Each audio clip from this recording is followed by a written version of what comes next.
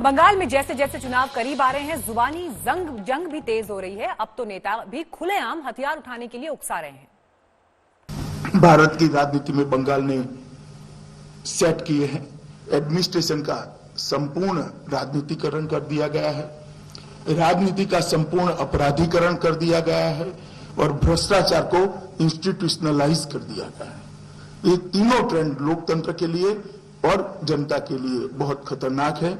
अतः मैं बंगाल की जनता को करबद्ध निवेदन भारतीय जनता पार्टी की ओर से करता हूं कि हमारे कार्यकर्ता एक परिवर्तन का अभियान लेकर चले, आनो अन्याय का एक अभियान लेकर चले हैं। आप कृपया इनके साथ जुड़िए। আমি अमित जी के बोलबो, अमित जी आप तो होम मिनिस्टर है, आपको ये शोभा नहीं देती कि आप कोई गंदा बात, झूठा बात जो आपका पार्टी वॉल का क्लियर कर दे, वो आप क्रॉस चेक नहीं करके बोले, जिसको अंदाजा आपका नहीं है।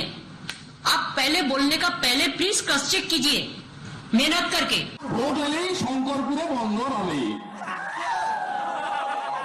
15 সাল থেকে শুনছি, 1 বছর আগেও সাইট অফিস শিলান্যাস।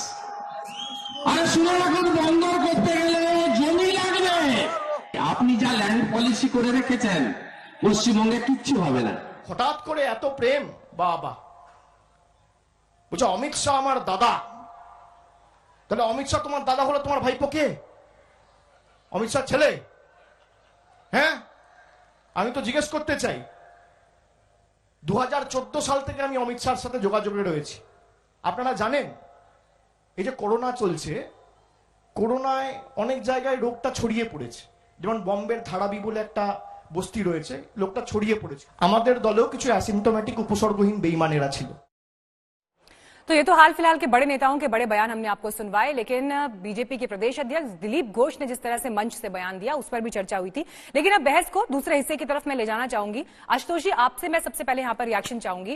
क्या पश्चिम बंगाल में जो लड़ाई इस वक्त दिखाई दे रही है, चाहे वो प्रतीकों के इर्द गिर्द, बंगाली अस्मिता के इर्द गिर्द जो घूम रही है, और जो हमने लेटेस्ट देखा ममता बनर्जी हाथ में रविंद्रनाथ टैगोर का फोटो लेकर जब वो पदयात्रा कर रही है, तो ये लड़ाई कहीं ना कहीं परसेप्शन की भी बनती जा रही है कि परसेप्शन कौन कितना बड़ा क्रिएट कर सकता है अपने आप को मजबूत दिखाने का मैदान में।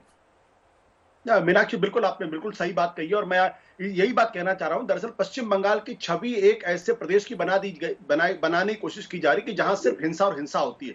आपको याद होगा पिछले दिनों दिल्ली के अंदर दिल्ली के उप मुख्यमंत्री के घर में घुसकर किस तरीके से हंगामा बीजेपी के लोगों ने किया था, इस पर कोई चर्चा नहीं हुई।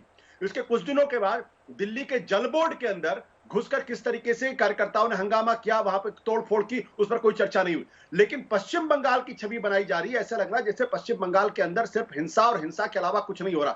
और इसमें तकलीफ की बात यह है कि खुद अर्जुन सिंह जैसे लोग इस तरीके की बातें कर रहे हैं। अगर अर्जुन सिंह के बारे में अगर आप ध्यान दें तो इनकी छवि टीएमसी में जब थी, ये कैसी इनकी छवि थी? इनके ऊपर अभी भी 11 करोड़ का भाटपारा के म्युनिसिपैलिटी के भ्रष्टाचार के आरोप इनके ऊपर लगे हुए हैं और इनकी छवि एक स्ट्रांगमैन की थी। आज ये खुद बैठ के कह रहे हैं कि दरअसल पश्चिम बंगाल में क्या।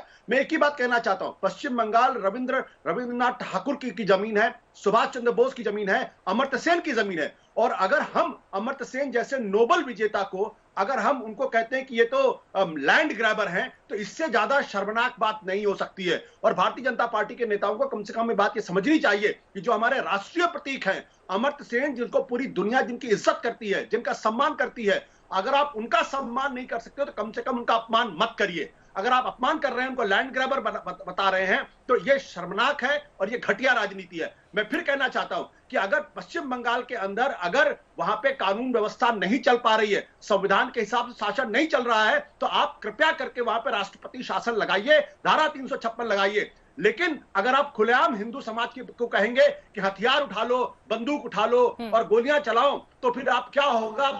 लेकिन फिर आशुतोष जी, बंगाली अस्मिता की बात तो एक तरफ, वो तो हर राज्य की अपनी जो एक क्षेत्रीय अस्मिता होती है उस पर वहां के लोग इमोशनल फील करते ही हैं, भावुक होते ही हैं। लेकिन फिर ऐसे में जो दूसरे नेता वहां जा रहे हैं उनको बाहरी कह देना भी तो ठीक नहीं है ना, जिस तरह के बयान जो है सीधे सीधे राज्य की मुख्यमंत्री दे रही हैं। बोलिए अर्जुन सिंह जी। सबसे पहले आशुतोष जी, आपने मुझ पर इल्जाम लगाया कि 11 करोड़ रुपया का इल्जाम है। आपकी पुलिस, आप तो राजनीतिक विश्लेषक नहीं हैं, आप सीजन के हिसाब से पार्टी बदलते हैं। सत्य हिंदी पोर्टल चलाते हुए सिर्फ असत्य बात करते हैं।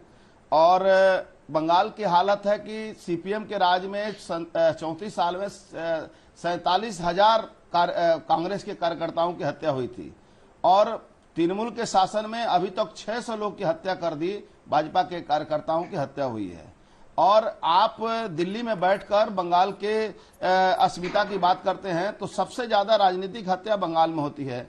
आज आतंकवादी अगर आर्मी को मारते हैं तो आप बहुत खुश होते हैं, और माओवादी यदि पुलिस वाले को मारते हैं, सीआरपीएफ को मारते हैं तो एक भी बयान आपका नहीं आता है। अगर सीआरपीएफ किसी माओवादी को हमला करती है किसी पर जान बचाने के लिए तो आप बहुत रोते हैं।